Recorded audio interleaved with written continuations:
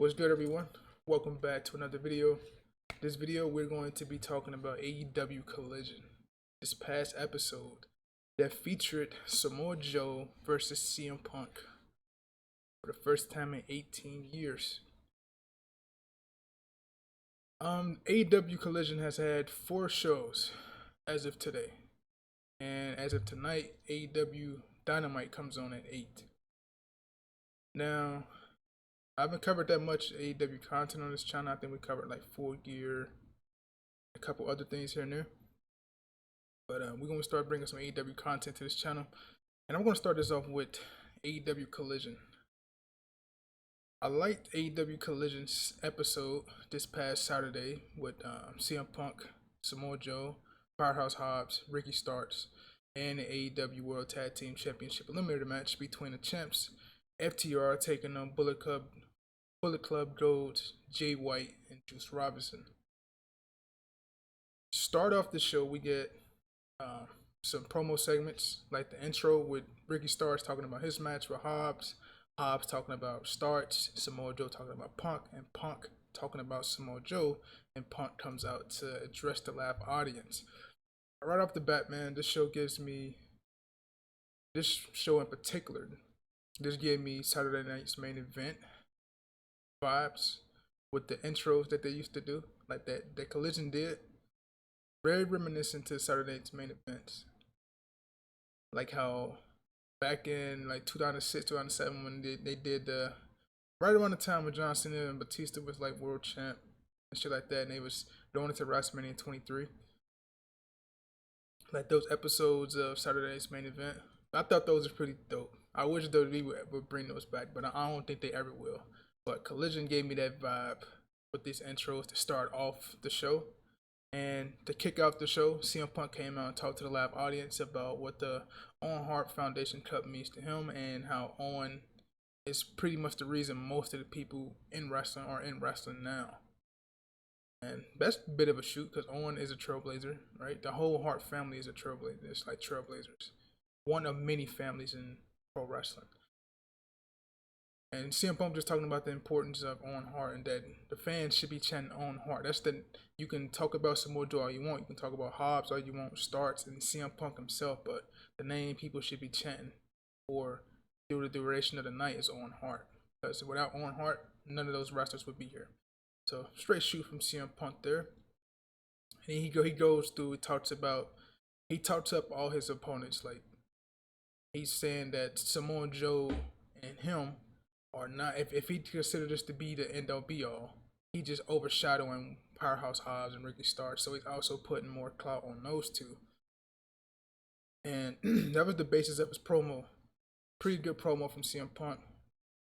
You know what you get from CM Punk. Starts and QT Mark. The first match to kick off the show, we have Powerhouse Hobbs taking on Ricky Starks.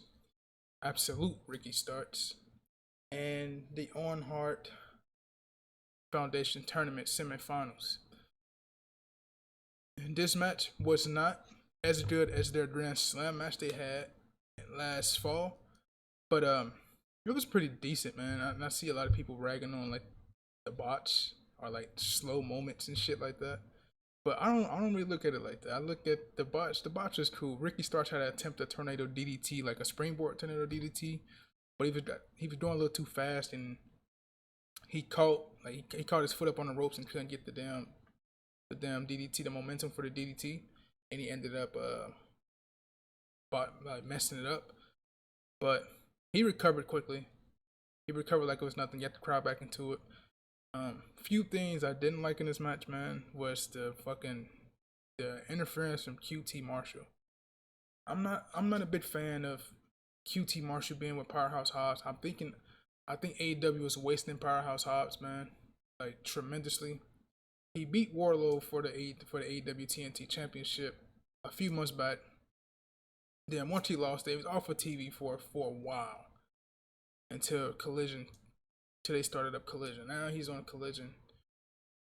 I can't help but say that I feel AEW is wasting Powerhouse Hobbs, man. I feel like out of everybody who was in Team Taz had some sense of momentum. We can't even talk about Brian Cage. Brian Cage went from not being used for a whole year. So I ain't gonna count Brian Cage. But when it comes down to Ricky Starks and Powerhouse Hobbs, and even Hood for that matter, I feel like Powerhouse Hobbs was used the least out of everybody in that faction. Like he was just there, man. He had a good run with him and Ricky Starks as a tag team, but as a singles guy, man, they need to do more with Powerhouse Hobbs, man. And I feel this way because I like going into this On Her Foundation Cup tournament. I felt like Powerhouse Hobbs is like, I wouldn't even call it a sleeper. Like he was like be like my pick if they had. Once I saw how they had the bracket set up and where Samoa Joe and CM Punk was gonna be on the same side of the bracket, I knew like we gonna get Punk and Joe in the second round. But I would have had that as my final. But then I look back to last year's On Heart Foundation Cup, and Samoa Joe was in finals against Adam Cole and he lost. So my thing was, would you put Joe in the finals again and have him lose again? So that's back-to-back times he lost the On Heart Foundation Cup tournament final. So then I was like, I wouldn't do that because a loss don't hurt Joe, but Joe got to stop losing at some points, right? So my other pick to win was Powerhouse Hobbs, but on this edition of Collision, he lost to Ricky Starks, and it's QT to blame, right? So Powerhouse Hobbs, it was a spot where Powerhouse Hobbs did the spine buster and was covering Ricky Starks, and QT Marshall got up on an apron because it all spam from him tripping Ricky Starks as Ricky Starks was just going to the ring ropes, and Aubrey Edwards was blasting QT Marshall about did he trip Ricky Starks or not. So there's a whole thing after Powerhouse Hobbs hit the spine buster. He got the physical cover, but Aubrey Edwards was busy with QT Marshall, and Hobbs had the physical win, like the visible win. You can count to 10, and Hobbs would have won, but QT Marshall was holding up Aubrey Edwards, and by the time Hobbs got back up, he saw that QT Marshall was in the face of Aubrey Edwards, was trying to tell him to get down off the apron. It was a little start of a moment, like a little wait, but I felt like that was kind of normal. And once Ricky Starks got up, he hit Powerhouse Hobbs with a spear, and he pinned him, pick up the win. And Powerhouse Hobbs, it looks like he's going to be breaking up with QTV, which is for the better, honestly. Because Hobbs do not need them. Hobbs is good by itself. He can be a monster by itself. If he don't have no mouthpiece like Leo Rush was for Bobby Lashley, then you don't need nobody with Hobbs. QT Marshall, okay, I can do without him on my television stream and the QTV fashion, whatever you want to call them people. But if Hobbs can't have no mouthpiece with him, Hobbs don't need nobody with him, period. Just let him just book Hobbs as a standalone monster, destroying any and everything in his path. We don't need him with no faction if ain't no mouthpiece involved. But so I'm happy to see that Hobbs is hopefully going to break away from this group. And I don't want Hobbs to be a babyface though, to be honest. I'd rather him be a heel. But we're gonna see where Hobbs goes, man. You don't want to Warlow him at all. Waterfall from Grace Warlow has that. But Powerhouse Hobbs is the only one I think out of the Ricky Stark had potential too, but I felt like Powerhouse Hobbs should have won this one. That was my pick going into it, but my pick lost. So now Ricky Starks is in the finals, beats Hobbs. And we're going to see where Powerhouse Hobbs goes after this. I can do without him on my television stream and the QTV fashion, whatever you want to call them people. But if Hobbs can't have no mouthpiece with him, Hobbs don't need nobody with him, period. Just let him just book Hobbs as a standalone monster, destroying any and everything in his path. We don't need him with no faction if ain't no mouthpiece involved. But so I'm happy to see that Hobbs is hopefully going to break away from this group. And I don't want Hobbs to be a babyface though, to be honest. I'd rather him be a heel. But we're going to see where Hobbs goes, man. You don't want to Warlow him at all. Waterfall from Grace Warlow has that. But Powerhouse Hobbs is the only one I think out of the Ricky Stark had potential too, but I felt like Powerhouse Hobbs should have won this one. That was my pick going into it, but my pick lost. So now Ricky Starks is in the finals, beats Hobbs. And we're going to see where Powerhouse Hobbs goes after this. Then, oh shit. Then we have a promo segment from Miro. He's another Collision exclusive, talking about his double jointed hot wife. So that's the gist of the promo for Miro. Hopefully, we get to see more Miro and more action. And I'm gonna throw this out there: he can be a candidate for the international title. So. Then after that, we had another promo segment with Athena, the Ring of Honor Women's Champion, and Willow Nightingale, the former New Japan Strong Women's Champion, who just lost it recently on her last trip to Japan against Julia. And this segment provided us with an update on the match that was supposed to happen between these two on Collision. Willow got hurt during that match where she lost the championship to Julia, and she was not able to compete against Athena on this edition of Collision for the Owen Hart Foundation semifinals. So they're gonna go back to it on Rampage this coming Friday, which I feel like they should have put it on Dynamite. If you don't switch that match to something like a big match like that, you won't switch it. You should switch it to Dynamite and not fucking Rampage. Because people barely watch Rampage in the first place. Their first match was a banger in Ring of Honor, so I expect nothing different. But me, man, I know everybody's predicting, like most people are predicting Willow Nightingale to win and win the Owen Hart Cup. I want Athena to win. I feel like Athena, like she ain't getting recognized because she's on Ring of Honor. Most people don't watch Ring of Honor, but she's been killing it since she's won that damn Ring of Honor Women's Championship from Mercedes Martinez. Athena, she got to get more eyes on her, man. She's been killing it. And she's got like a 48 or 49 match win streak. Like she ain't been pinned yet. And I think they should keep that shit going, especially going into their Ring of Honor pay-per-view that's come up on I think July 23rd or 21st or something like that. They should keep that win streak going, man. So if I'm them, I book Athena to win. I got Athena winning the whole tournament. That's just me. But I will have Athena beat Willow Nightingale, go to the finals, and other side of the bracket, I think it's Ruby Rose. I said Ruby Rose, but Ruby Riot and Sky Blue may be the other semifinal match. I know they're trying to put Sky Blue as like a up and coming. She's good though. She's good. She's had like a recent run of a good string of matches, but I think Ruby Riot will win this match, and Ruby Soho, but I keep calling her as Ruby Riot. But I think you should get Athena, Ruby Soho final, and Athena picks up the win. That unfortunately sucks for Ruby Soho because she was in the finals last year and she lost to Britt Baker. It's kind of conflicting, but I want Athena to win, so hopefully she beats Willow Nightingale this Friday. But it sucks for Ruby Soho because she's in her group with Paige, Saraya and Toni Storm. And that would be another feather in her cap and feather for that faction. But I want Athena to win, man. That's just me. Next up, we had Julia Hart in action out of the House in Black. Pretty cool entrance.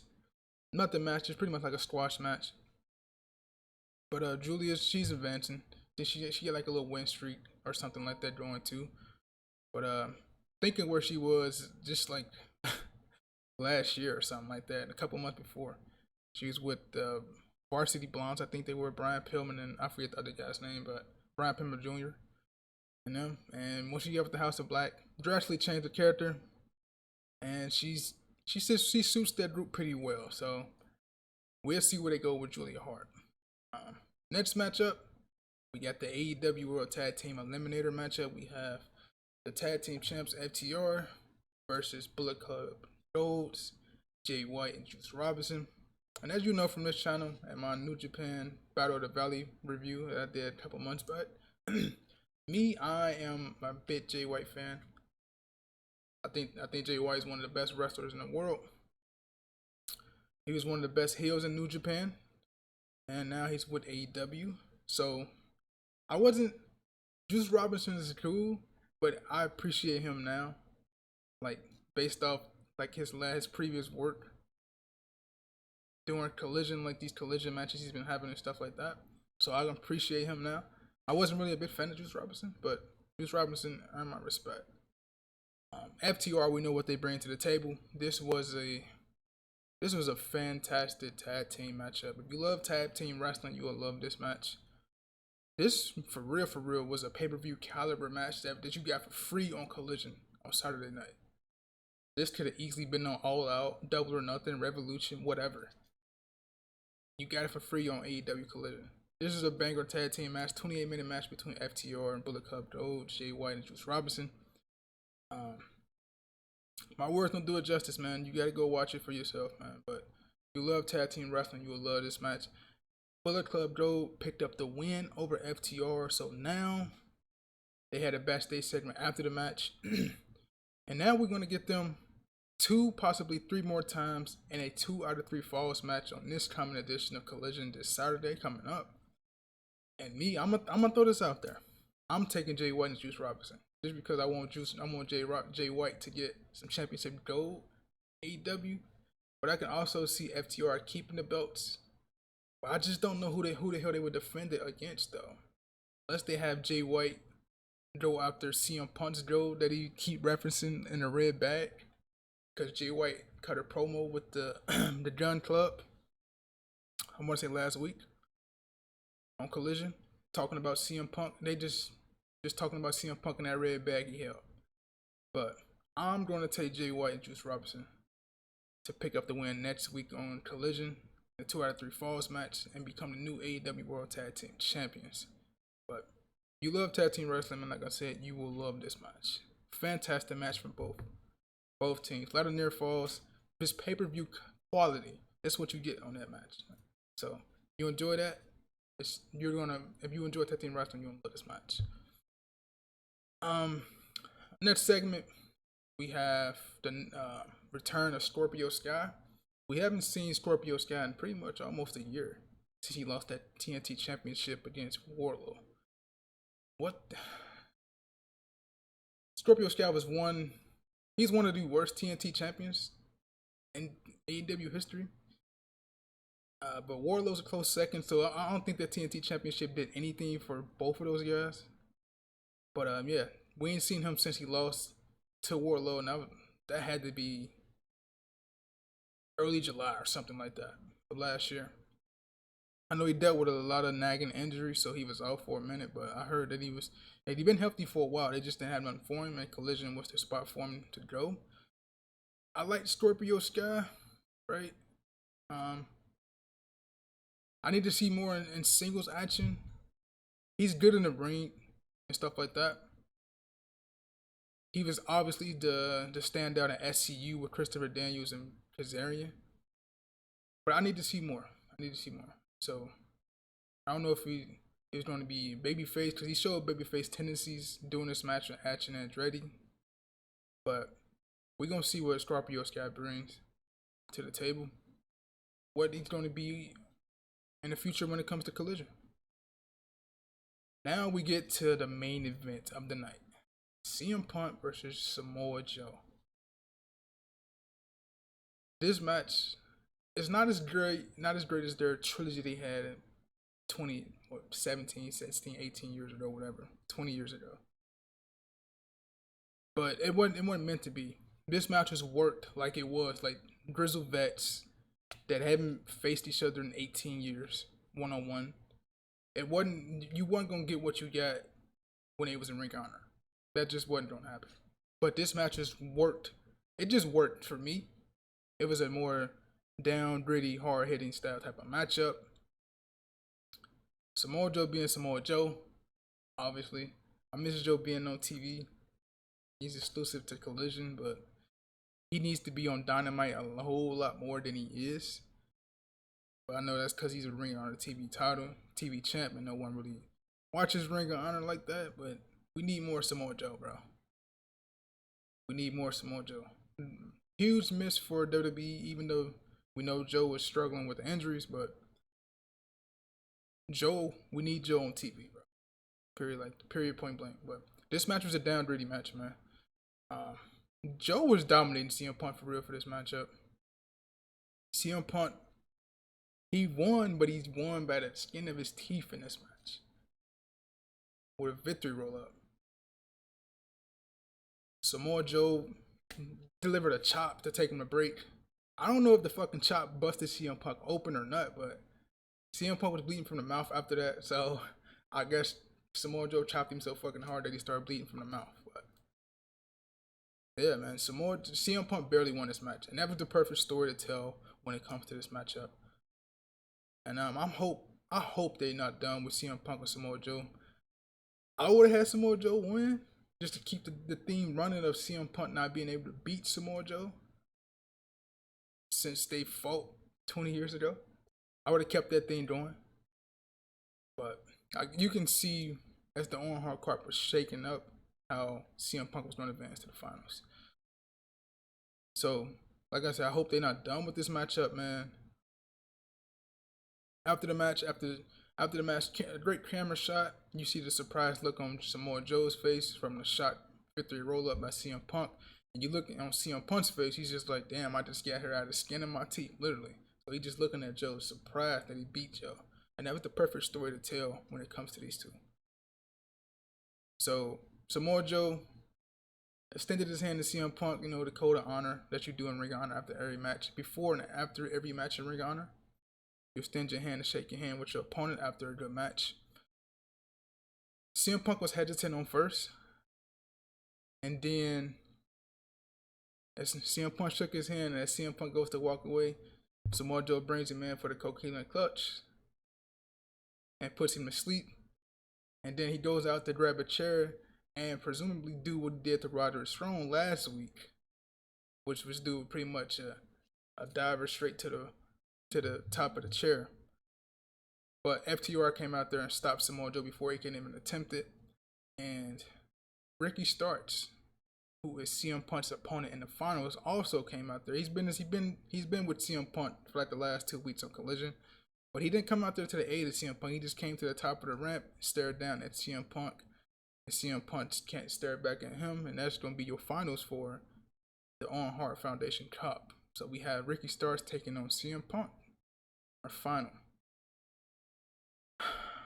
Prediction for that, I'm going to take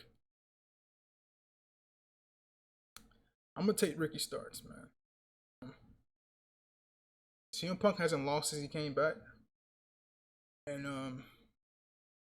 I don't think his issue with Samoa Joe is over. So I don't see CM Punk losing clean.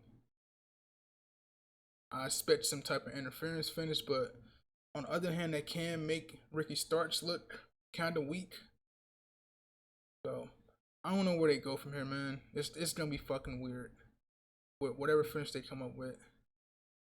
So you know what? I feel like stuff like this should propel talent and like focus on the future of talent. But we had Adam Cole win it last year, who didn't really need to win it last year. So this is a fucking tough one, man. I'm gonna take CM Punk. Fuck it. I'm gonna take CM Punk to win the On Heart Foundation, essentially made for CM Punk. We've seen after multiple media scrums how CM Punk expressed his love for Bret Hart and the Hart family. So I can see CM Punk beating Ricky Starks and continuing his reign of not being beaten yet. The only person I think should beat him is probably MJF when they eventually go back and revisit that feud that they supposed to revisit after the All Out media brawl out, from last year.